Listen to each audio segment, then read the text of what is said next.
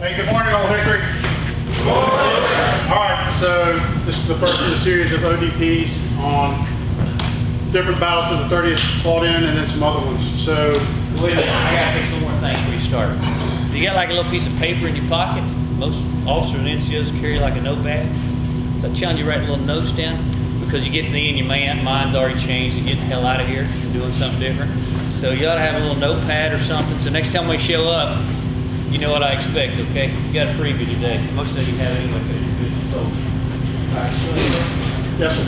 All right, so we had the Battle of Belcourt. This is the first offensive action that the 30th Infantry Division executes as a division during the First World War.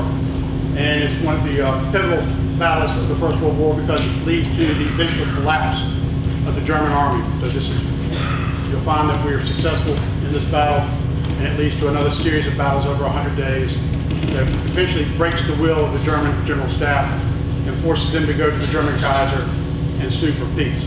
So we've broken this down kind of by staff functions leading up to the battle. We'll kind of go through the travels of the 30th as it moves to France. It goes to re-equipping with totally different gear once it gets to France, because we're going to fall under an Allied corps, Allied army. And to ease logistics, we decided we were going to swap out our equipment so that we had the same equipment as our allies did. Then we'll go into we'll have the intel brief, we'll go into the battle itself and talk through that, and then we'll finish up and open up for questions. So with that, Captain Lilly, we'll give you the background leading up to U.S. entry in the First World War and eventually the 30th getting to France. Thank you, sir. Good morning, sir. Sergeant Major, Brigade Staff. I'm Captain Lilly, and I'll be briefing the road to war. So in August 1914 BC, the Germans drove through Belgium with an expansionist program known as the Schlieffen Plan, and they declared war on France. Since the British were allied with the French, they were then forced to come into war also, declaring war on Germany. The war continued in France over the next few years, turning into a battle of attrition and minimal movement of the trench lines. The Germans, realizing that this Western Front was going to be primarily a defensive war, they decided to build the Hindenburg Line, which you can see up on the photo on the top left. This was in order to shorten the front, utilize terrain, and then operate in defense in depth. The line was complete, and the troops fell back to it in February 1917. Throughout the first few years, the U.S. had really maintained an isolationist policy. We chose not to get involved in this war.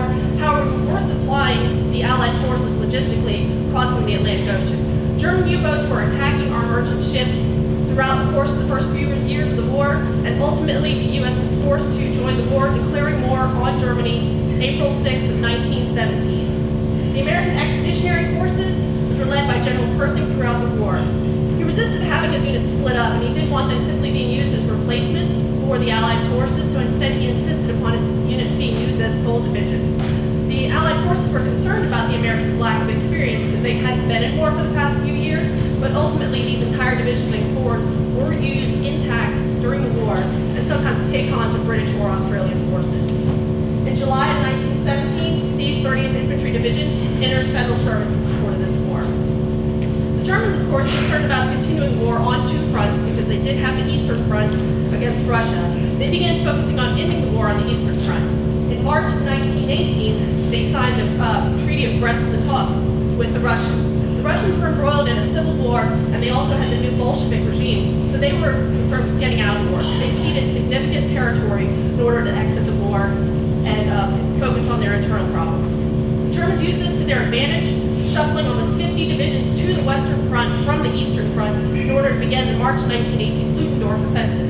They knew that the U.S. forces would begin reinforcing these retreated Allied forces on the Western Front, and they wanted to act quickly to force the British and the French into a treaty prior to the AEF fully deployed. They pressed westward rapidly, but they suffered logistical shortfalls and many casualties. Though they gained some terrain, it was mostly useless because it was so destroyed from the battles. By July 1918, American troops had arrived in full force to reinforce the European Allied forces. The 30th ID also arrived in France in July of 1918. And to the bottom right here, you can see an image of 119 soldiers entering a trench. The Allied forces launched counteroffensive known as the 100 Days Offensive from July to October of 1918. and the Germans decided to tactically withdraw back to the Hindenburg Line once again. This course of events set the stage for the Battle of Bellecourt, which took place on the 29th and 30th of 1918. Next slide. Right here you can see the front over the course of 1918. The dotted line to the far west shows the position of the front in early September. The solid line is the Hindenburg Line, and then if you see the dashed line farthest to the east, that is the final front on the day of the armistice, 11 November of 1918. I'll be followed by Captain Shee, the S2. Good morning, sir. Sergeant Major, my name is Captain Shee. I'm going to brief the S2 section, sir. So, sir, first things first, I'm going to talk about the weathers. As you can see, for those 2 days, average highs was about at 68 degrees. Average low was around 55 degrees. The sky condition was really cloudy and foggy, which means this will limit the visibility for friendly force during the Battle of the Valley course and create extremely difficulty for the communication as well as the C2 nodes. On the contrary, for German sides, they were affected a little bit by the weather, but not as bad as friendly forces, because first things, they deliberately withdraw from the previous battles. So they're formed the hasty defense position ready for US to attack. Second thing, this is their fighting grounds. They're very familiar with the territories. So they will be well prepared for us to attack them. So bottom line, the weather favor enemy forces. Next slide, please. So this is the modified combined obstacle overlay slice. As you can see over there, you put the black circle, that's the city of the Valley course, and the red line, that's the Requival tunnel, about 3.5 miles long, and the blue line on the bottom, that's the St. Quentin Canal, and the big black line, that's the Hindenburg Line. That's the line the 30th Division trying to bridge through. So the vegetation for the battlefield is very limited. However, combined with the weather effects, the limitation, the visibility really tremendously limited to the friendly forces. For the 30th Division, we're on the little bit higher elevation compared with the German force. However, when we make an attack toward the Hindenburg Line, as you can see, there's the two red arrows. The terrain kind of channelized the U.S. forces there. And so when we make close to the Hindenburg Line, enemy will utilize the fire artillery to initiate counterattacks to the 30th Divisions. And that's their typical TDT during World War I, protect the trenches and doing a counterattack. Next slide, please. So, sir, this is the disposition slides for the German force during the Battle of the Valley course. Overall, there are 4 layers for the Hindenburg lines, and each line was connected by the trenches. And also for each division, they had at least 6 tank force. Each tank force equipped with the light, heavy cruise weapons, and also the anti-tank rifle.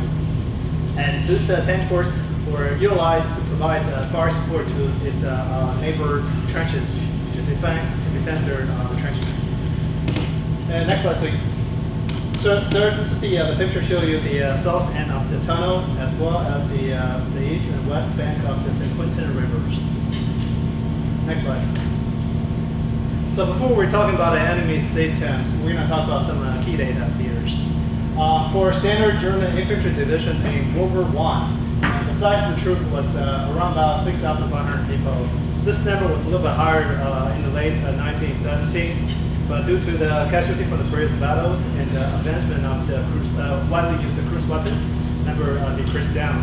As you can see, the main cruise weapon they're using in the World War I was the Madison and the MGOA machine guns with 450 rounds per minute.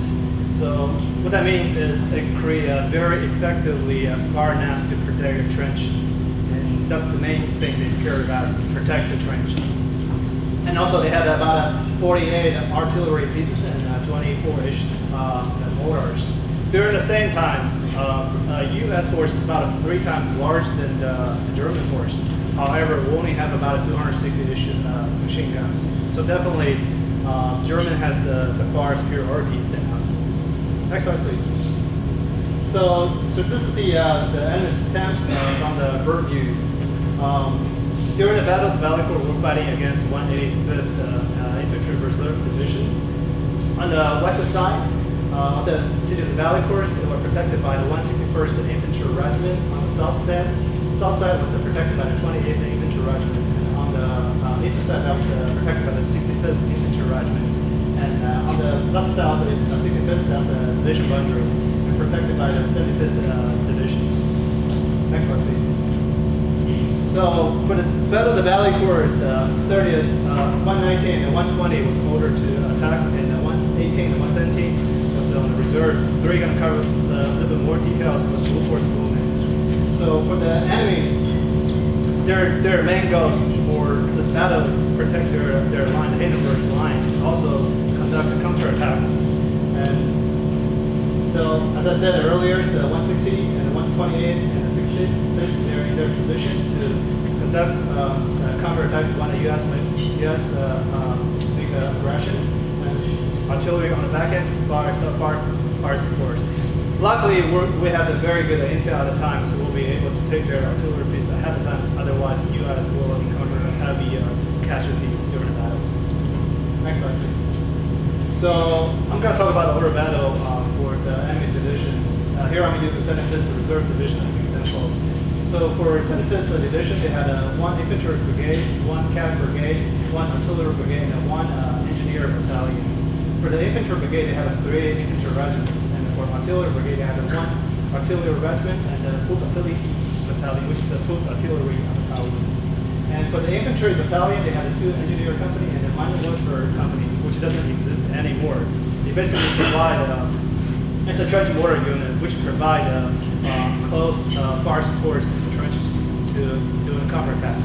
As you can see the picture on the right hand, that's the minor warfare crews. If any of your questions, sir, I'll be followed by S1 to give you more. Good morning, sir. Sergeant Major. I'm going to be going over the chain of command in just a little bit more in depth on the personnel that were fighting in the Battle of Belcourt at this time. So this is the specific chain of command. We have the Allied commander of the Western Front, Marshal Foch, followed under that by the 4th British Army with General Rawlinson. And then we go into the 2nd Australian Corps. We did work with the Australian Corps, and we did use some of their officers in order to replenish our ranks. And then we fall under 2nd American Corps. 2nd American Corps was taken on to the Australian Corps. The main thing that we want to take away from here is that 30th Division fell under that 2nd American Corps and was led by Major General Lewis. Picture here. So this is just giving an overview of the 30th Division at that time. The most typical division was called a square division. It consisted of 2 regiments and 2 battalions, typically 20,000 packs strength. And this is just showing you more in depth what fell under that. This picture in the corner was when the 30th Division was going through England, and they met with King George V undergoing an inspection of the division. Next slide. So we need to change 236 call sign back to 105. Okay.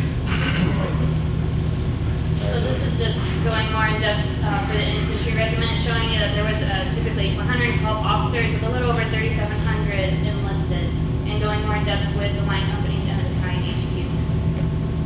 So that was how much for that numbers for? Those were a typical infantry regiment at this time. Very similar to how many we. Okay. Going more in depth with the manpower breakdown in this regiment, we have the total officers, enlisted, and sergeants. Everyone can see that, but some of the differences between what we have now and back then was that one of the main things that they did have was buglers. This was seen as a form of signal.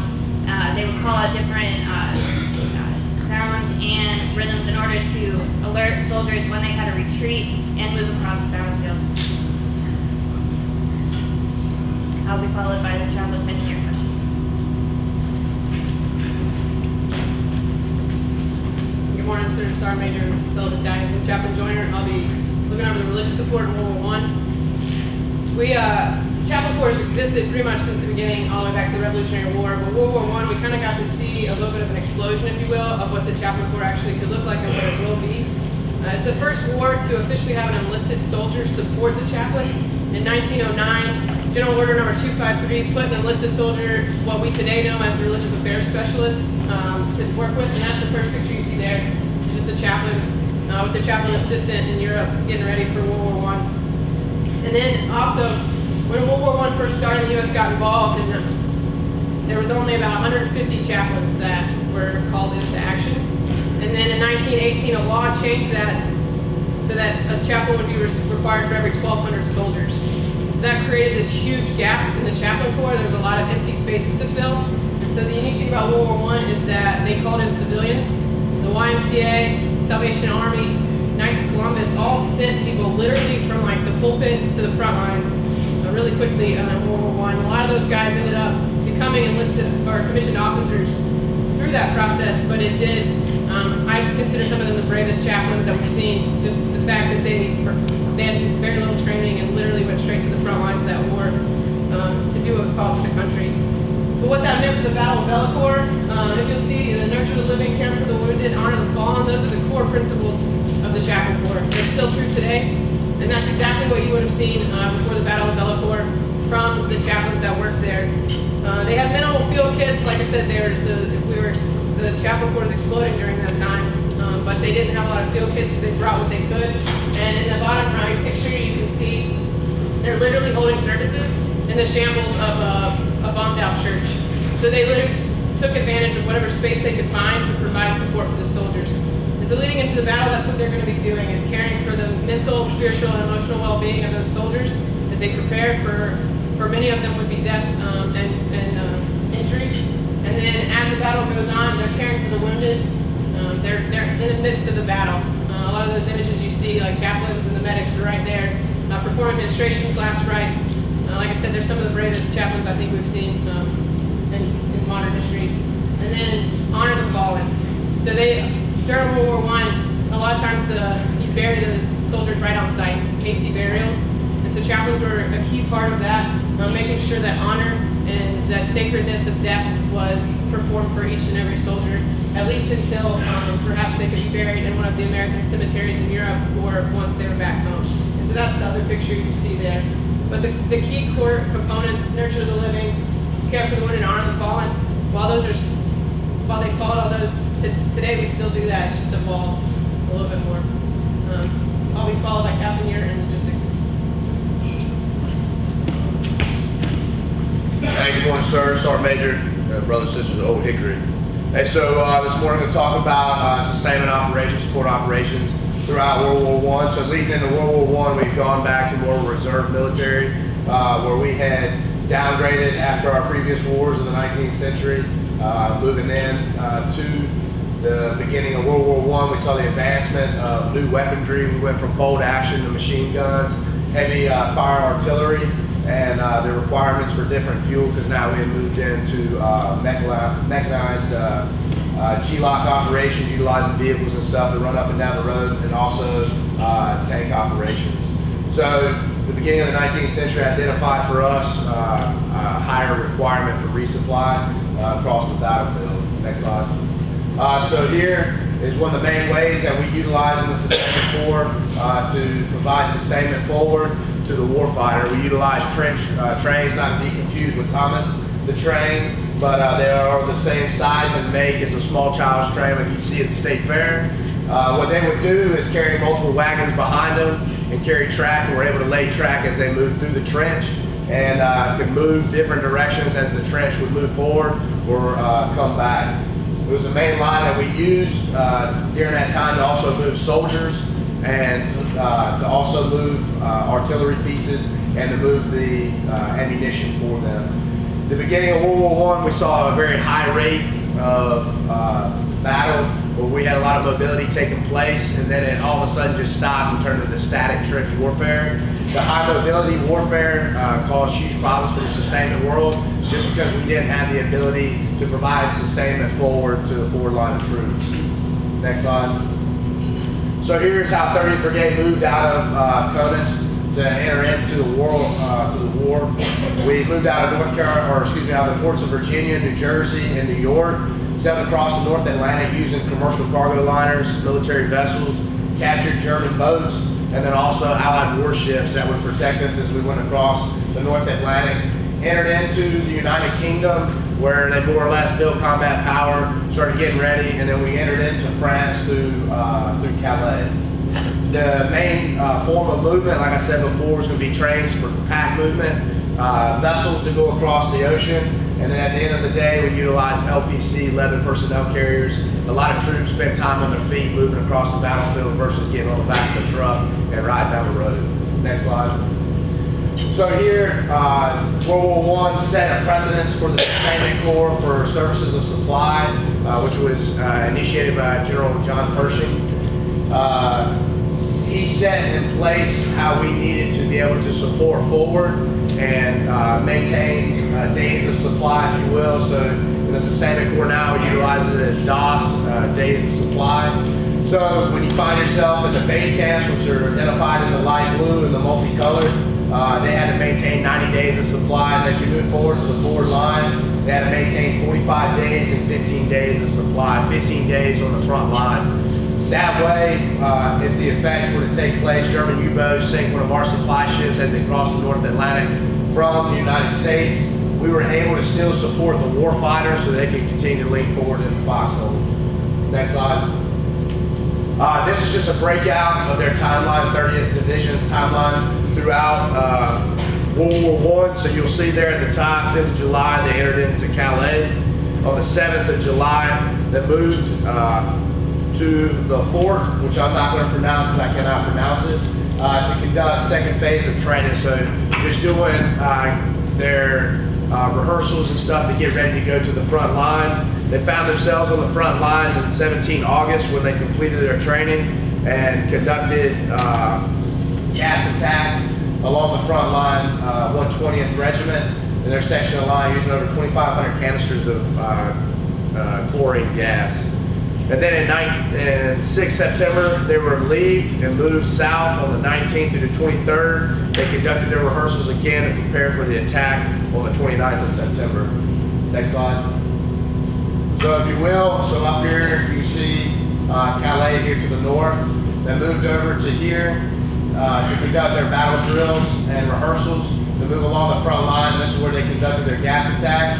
Then they would board trains and move south. And this is where they conducted, they had taken over German trench emplacements that the Germans had backed off to the Hindenburg Line. They were able to actually conduct rehearsals on these trenches and prepare for the fight and also build that combat power to get themselves ready to eventually break the backbone of the German army and push forward into the German lines. World War I set in place for us as logisticians. One thing that stands true today is that tactics win battles and sustainment wins wars. So there's a big growing point for the Sustainment Corps. I'll be followed next by the 4. All right, good afternoon, everyone. All right, as Captain Muir just stated, chemical warfare was used during World War I, and the Germans, being the inventors of this, had superiority from the beginning of the war.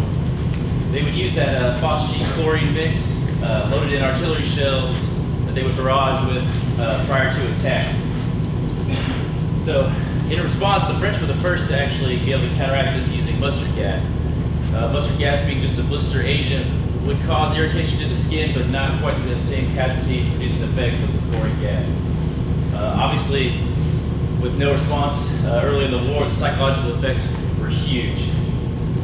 And being able to mix the phosgene with the chlorine would help spread it quickly and make it heavier than the air, so having the trench dug deep would definitely fill in there, cause people to come out of the trenches, which would open them up to any machine guns that were on the line. Next slide. So obviously, this is where the invention of the gas mask was introduced.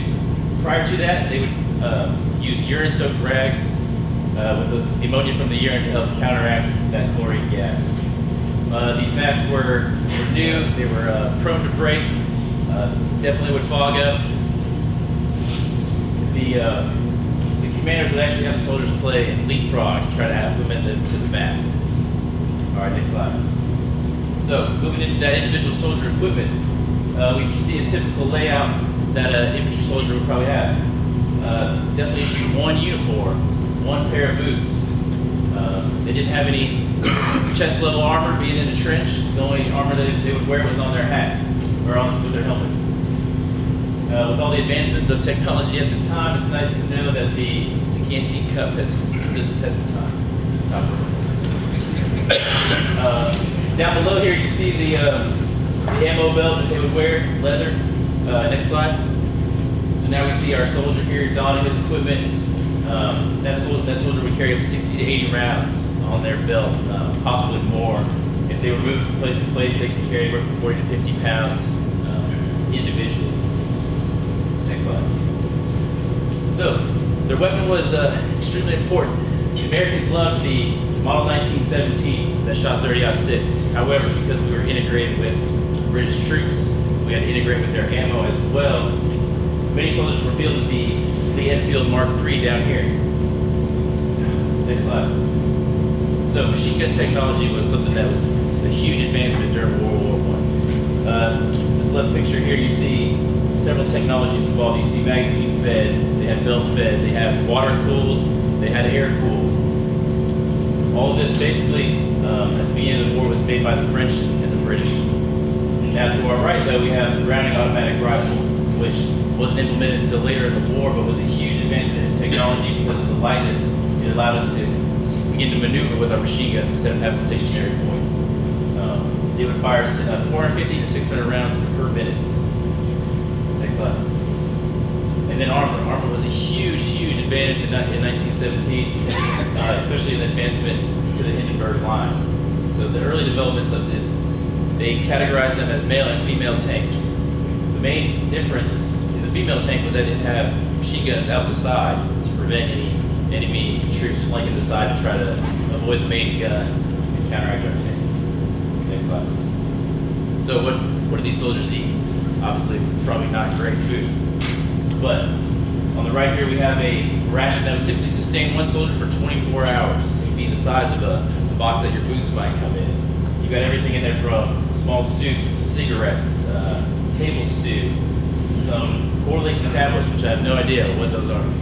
But commonly, the soldiers would come together and they would cook one large meal on the front lines. They did have cooks farther to the rear who cooked a lot of their own meals.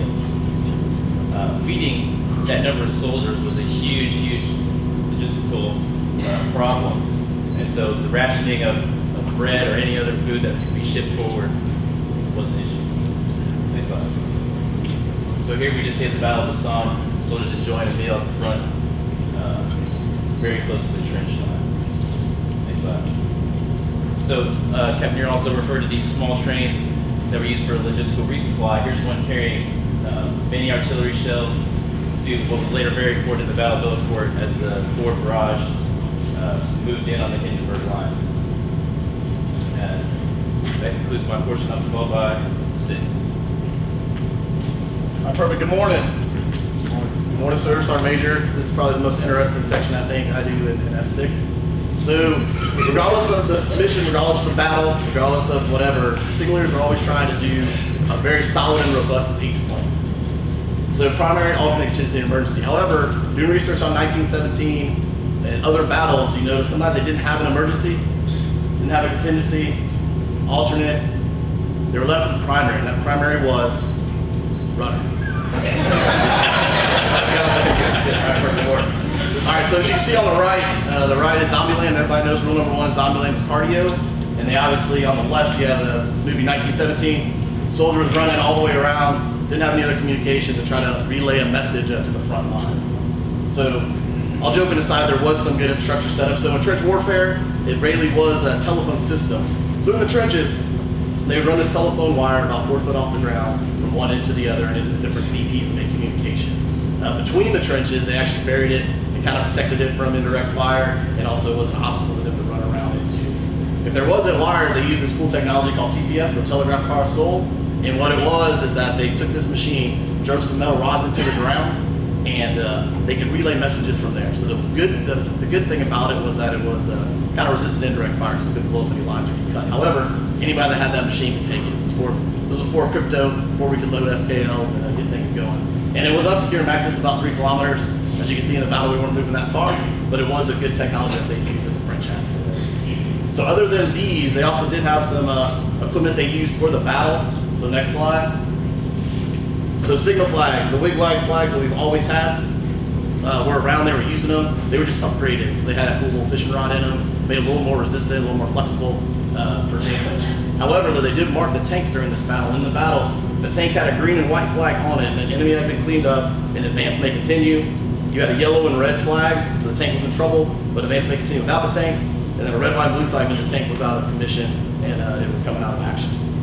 Another piece of equipment they used was pyrotechnics. So in the order it had, when they're supposed to carry some red flares, so as they were progressing through the battle, the frontline troops would actually place red flares so they could see where they were and where the front troops were. And when they reached the objective, they were supposed to fire white over white over white, which is basically 3 white clusters, so they can signify they may be objective. So, next slide. So some of the equipment that they didn't use in 1970 I thought was pretty interesting was carrier pigeons. So during the Spanish-American War, they noticed that we didn't use them as effective as we could, so Pershing didn't think it was a viable option. However, once we got over there, he noticed that the French used them very successfully. So he thought, let's re-implement this again. And by the end of the war, there's about 15,000 trained pigeons that have been on missions. Something pretty interesting. And you can see radio sets at the bottom. So it wasn't a viable option back then to use radio sets as we use them now. One, they were really susceptible to atmospheric conditions. They couldn't use solar flares back then, I guess. It wasn't technology. And then there wasn't any crypto, and they were heavy. So you can see the one on the bottom right, he was using that to pep up Morse code, but you can see it wasn't something they could really carry around. Towards the end of the war, it was something they actually had a really good technology, and it was really growing. So other than signal, they actually had other additional functions that they were supposed to do during the war. So photography. So a lot of these pictures that you see, a lot of aerial photos, a lot of ground photos, you can probably think of signal officer or signal soldiers for that, because that was one of their jobs they did. It was actually an official function of the signal corps. And so it provided valuable intelligence and highlighted enemy disposition for commanders to make decisions. Another one was weather. So to the right, that's an anemometer. So chemical warfare was really big back then. So it was the signal corps' responsibility to make sure they could tell velocity, how long it was going to last, so they could really make a good decision on where the gas was going to move to. And aviation. So who knew? For 4 years, we were aviators as well. That's how they got the good air pictures. Only about 55 airplanes that they had in their fleet. But then during the war, Pershing decided we need to have more aircraft. So he still allowed the signalers to do their recon, but they also brought another air service branch that was more ready for combat. One thing that did stay true, John B. Watson, founder of behaviorism, was actually serving the signal corps, and that testing that they do for aviator pilots is still today, and that was developed by Signal Corps. So last but not least, so an interesting fact. So although the Signal Corps only represented 4% of AEF, they actually had the second most casualties, 22,840 behind the infantry. So they were definitely engaged in the fight, and Pershing recognized that because he said after the armistice, he said, despite the serious losses in battle, accomplished their work, and it's not too much to say that without their faithful and brilliant efforts and the communication which they installed, operated, and maintained, so that's something we do every day, the success of our armies would not have been achieved. If there are any questions, I'll be followed by Captain Parker for this building. Morning, sir. Sergeant Major, staff. I'm talking about the medical capabilities within World War I. A little bit of background information is that out of 318,000 casualties, only 120,000 were dead. So I can say 70% of them were casualties based off of disease, battle injuries, and etc. So some of the things that the U.S. was limited on was they didn't have a medical service corps established at that point. They used the technology from the medical capabilities from the British and the French to basically kind of piggyback off of what their capabilities were.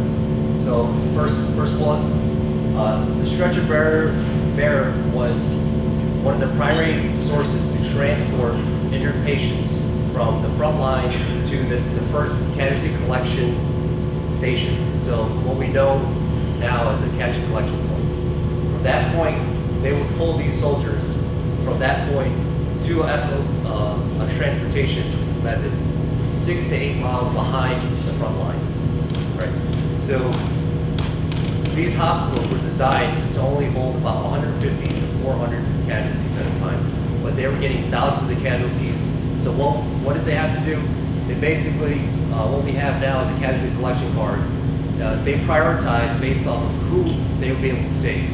So instead of what we look at now, what urgency of if we can save the soldier, it'll basically come down to if we can save this soldier, we'll keep them.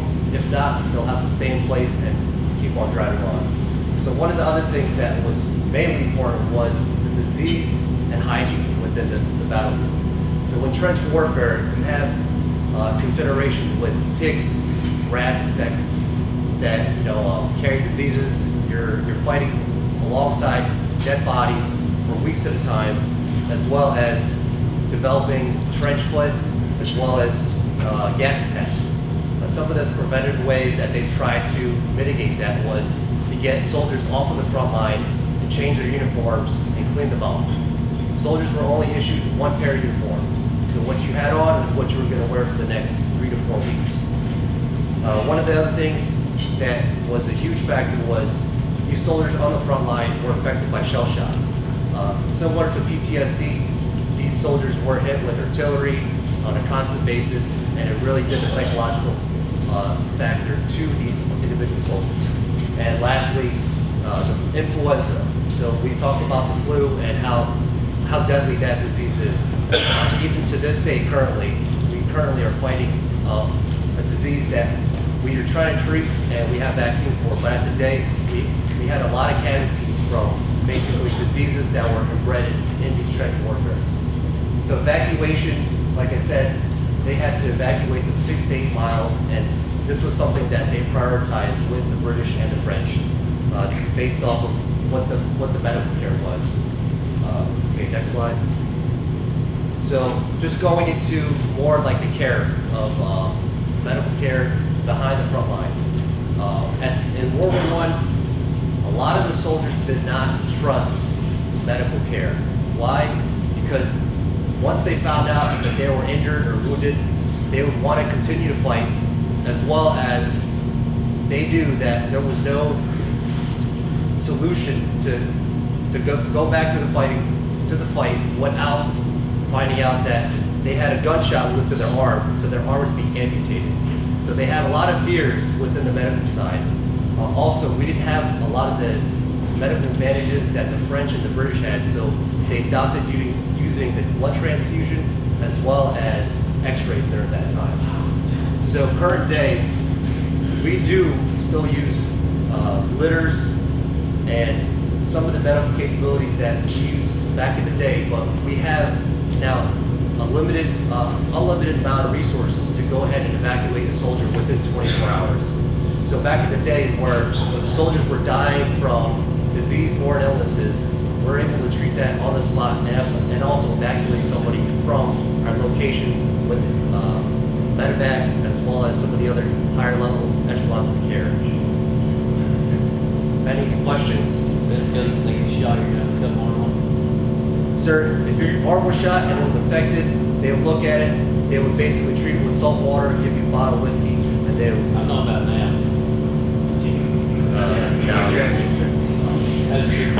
Yeah. So if any questions, I'll be followed by Captain.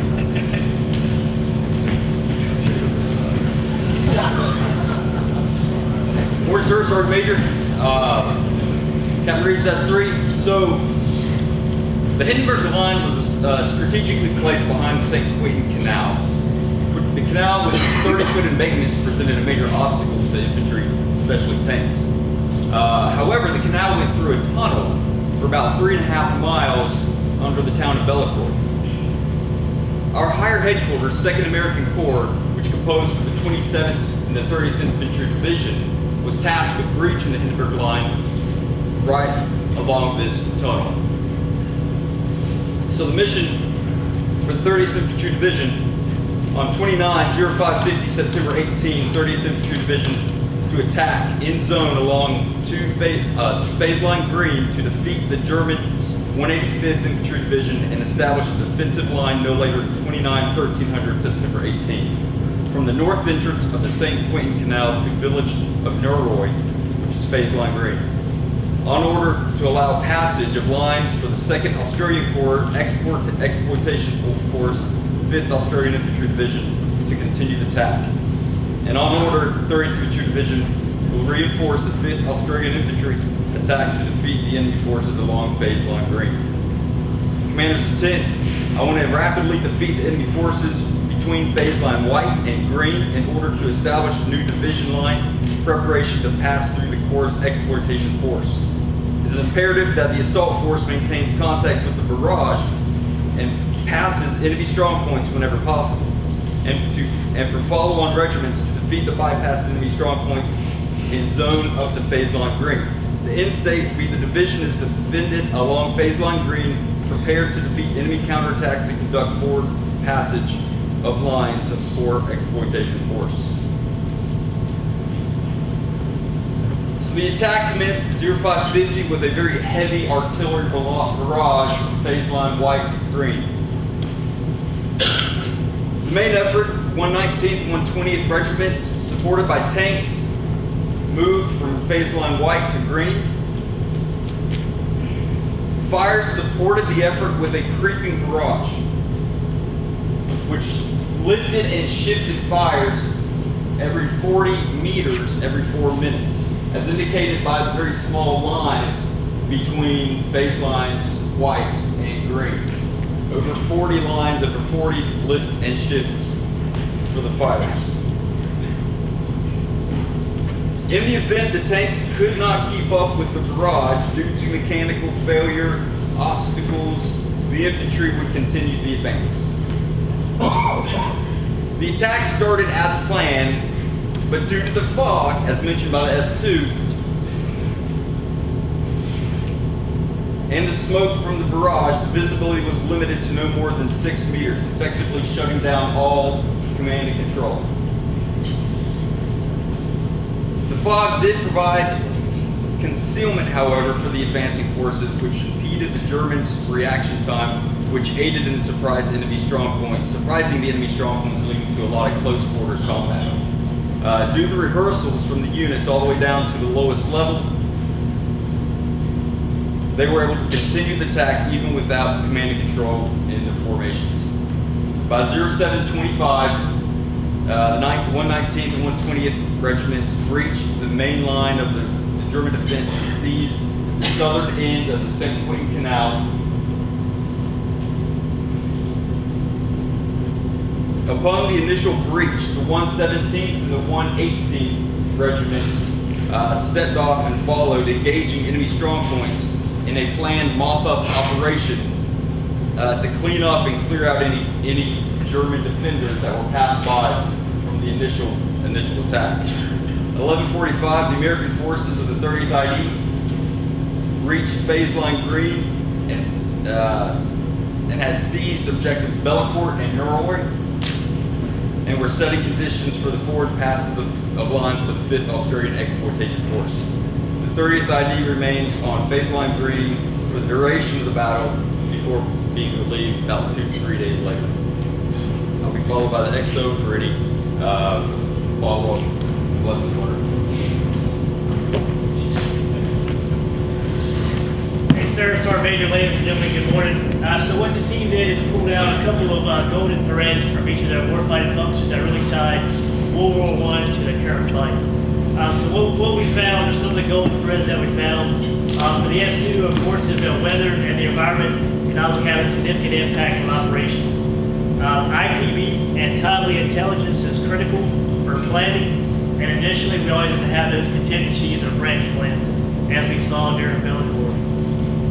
For the S1, personnel readiness and the ability to provide ready forces is critical to continuing the fight. All right, so Seabird, it was there during World War I, it remains today, it's not going away. So obviously we have to get after and stay proficient with training and sustaining in a Seabird environment. As far as relationships, we have to continue to foster relationships and train with host nations, partner nations, amongst the services. And then as we saw with the railways, with stockpiling of supplies, and the changing of warfare from the start to the end of World War I, sustainment has to be able to keep up with tactics as far as adapting and changing to the way of war as quickly as they are. Next slide. All right, and finally, the last two is to highlight the importance of mission command and dissemination of information to the lowest level. And finally, what I'll leave you with that we pulled out is rehearsals, rehearsals, rehearsals. So with that, sir, pending your questions, I'll turn it over to the BC. Next slide. So here you see some of the overall effects. Basically, once the 30th broke through the lines, the 2nd American Corps broke through the lines, the Australians were able to pass through, resulting in a couple more days of heavy fighting. But the overall effect is this battle forced the Germans out of prepared lines of defense. These were lines of defense they prepared, that they were going to fight their final defensive battle, to lead the Allies to the point where we accepted terms. By forcing them out of these lines, the Germans ended up retreating and getting up almost 16 kilometers of prepared defenses, pretty much breaking the German defensive plan for the Western Front. Like I said, the opening statement eventually leads to several other battles, which leads to a collapse in the will of the German General Staff, going to the Kaiser and saying, we can't win this war, you need to make terms. Of course, thanks to the Treaty of Versailles. Next slide. Here you see some of the tactical impacts. Reading through the histories of the 119th and the 120th, the plan, it was a good plan, but no plan survives initial contact. Last night I was reading an article on mission command, and this almost becomes a study in mission command. So sitting there looking at that, first principle, build cohesive teams through mutual trust. Well, from the inception of the 30th ID, training in the United States to its deployment to France, that's one thing they did. Constantly built that cohesive team that could go and operate on a foreign battlefield. Second one, create shared understanding. Well, we see this in this battle, all right, because they rehearsed, and they got to rehearse on actual enemy entrenchments, and they rehearsed and they rehearsed. And then they got L&O teams from the Allies who sit here and said, here are the TTPs we've learned over the last 4 years of this war, and stuff that we started incorporating into our training. Third, provide a clear commander's intent. You go back and you read the op orders that were pushed out down to the company level. They did that. Right? Everybody knew what their job was. The teams rehearsed, so that when the command and control fell apart due to the fog, due to the smoke, due to all the confusion that happens on the modern battlefield, all right, these guys kept pushing forward. Lieutenants didn't have charge of their platoons. Captains didn't have charge of their companies. Battalion commanders are sitting here going, where the hell's my front line? Why are these guys not pushing back into it? But these guys knew what they needed to do, and they kept pushing. 4, exercise disciplined initiative. You reading through some of the parts of this battle, that's what every Joe did on that battlefield. They exercised that initiative that you need to close with and destroy the enemy. 5, use mission orders. Again, and you see this a lot. It's pretty interesting to read. These guys, when they built their orders, they pushed it down so that everybody knew what they needed to know. And 6, accept prudent risk. All right, so we were green in this battle. We were coming into a war that had gone on for 4 years, industrialized warfare, modern artillery, crew-served weapons, introduction of a tank. I mean, just constant ways of killing that nobody had ever seen before. But these guys went out there, and when it broke down, they took the risk that they needed to take, and they accomplished the objective. So overall, sir, this concludes our brief. At this point, I'll open it up to you and the rest of the audience for any questions.